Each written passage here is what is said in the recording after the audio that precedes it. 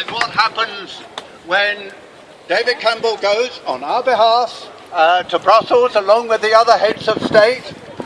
It's all out in the open, the press is there, it's reported usually on the Saturday and the Sunday. We all know exactly what's going on. That's the way it should be. And exactly the same when they have their Davos conferences at Switzerland every winter. Again, it's completely open. We all know, we think we know anyway, broadly what is going on. But this time it is very different.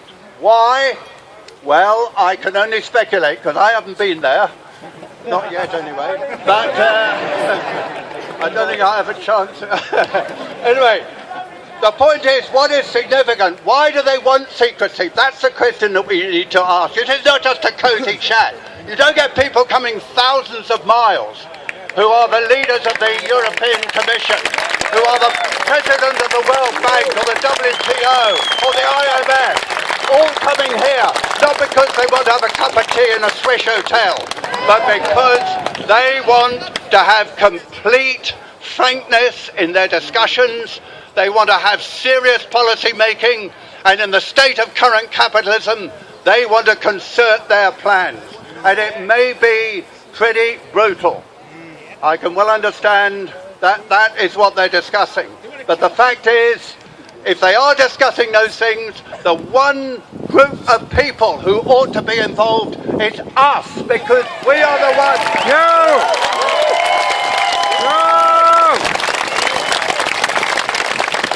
This is going to affect the lives of every single one of us in the UK and the rest of the West.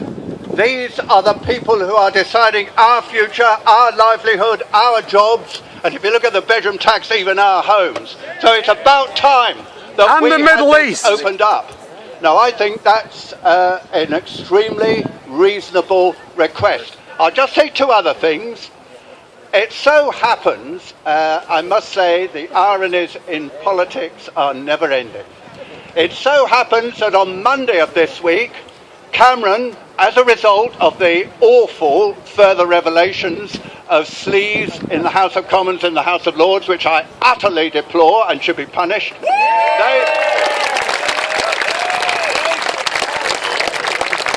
Cameron decided there was going to be a crackdown on lobbyists.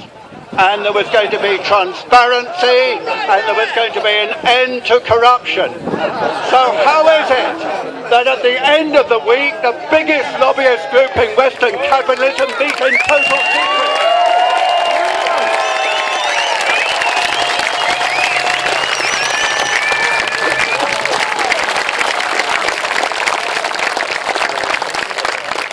And one other thing, which you may have noticed in today's papers, wonderfully timed to fit in with the Bilderberg conference.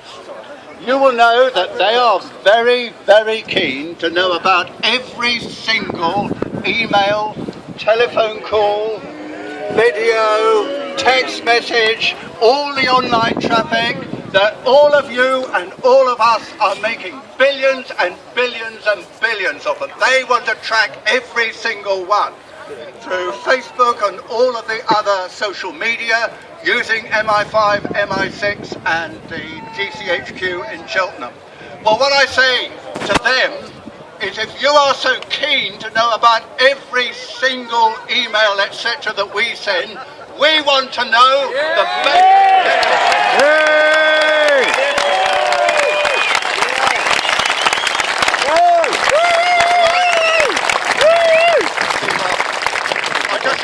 One final thing. I think what they should be discussing, and I bet they are discussing, is the one single biggest issue affecting the Western world, indeed the whole world, including China, and that is prolonged austerity.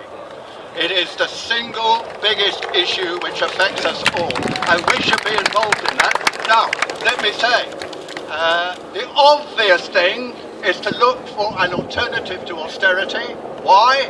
Because the policy, even in its own terms, is failing. because the decline in government tax receipts as a result of lack of growth exceeds the cuts in public expenditure which the government manages to make.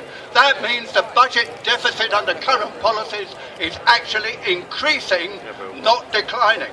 So why in heaven's name don't they change it? Well, I've got a lot of things that I could say to you about that, but the real point that I want to make is the obvious way to cut the deficit, which is much better for all of us anyway, is to expand the economy, put people back to work so that they are starting to pay taxes instead of taking benefits, and that is the quickest way to kickstart the economy and get it going. So why don't they actually do it?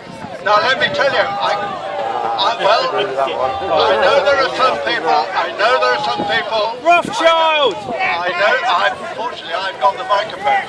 I know there are a lot of people who are concerned about growth, and growth cannot be endless. I totally agree. But in the current state of affairs, I think that is the right way forward. All I want to say is this.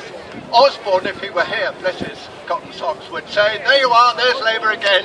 Soon as there is a crisis over borrowing, the first thing they want to do is borrow more. Well, shall I tell you how we could do this without any increase in public borrowing at all?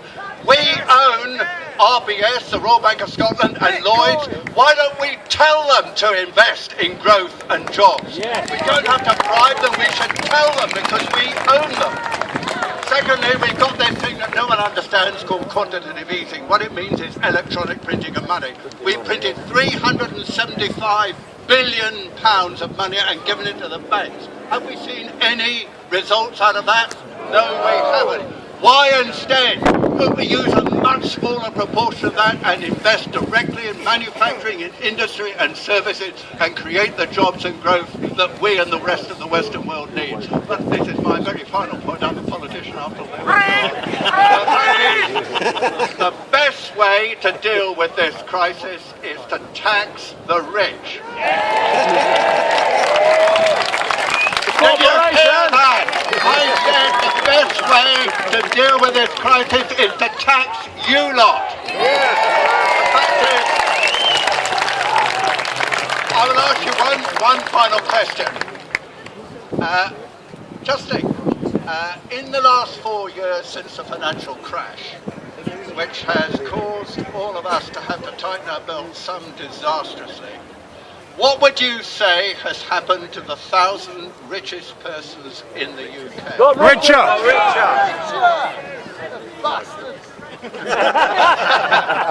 Next question.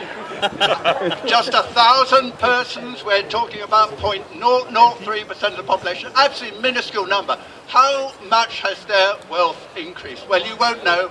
This comes from the Sunday Times richly. Their wealth has increased by £190 billion in the last 4 years. Just 1,000 people. I think we have a message for them. Don't tell us that we're going to tighten our belts. How about you lot paying your proper and due taxes? Not corporate tax avoidance, not tax havens, but fair burden. Thank you very much indeed for coming. And I must say it's wonderful to have an opportunity like this. This is worth 1 million parliamentary debates. I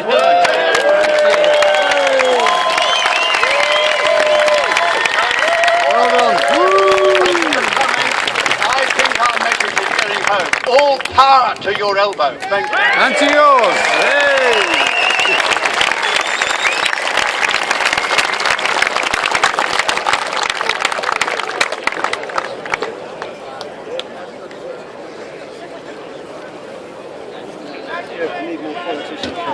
Well, it's a bit more than a dozen at the gates, eh? Ladies and gentlemen, just one more time before the lovely Justin Walker, the Right Honourable Michael Meacher MP, please.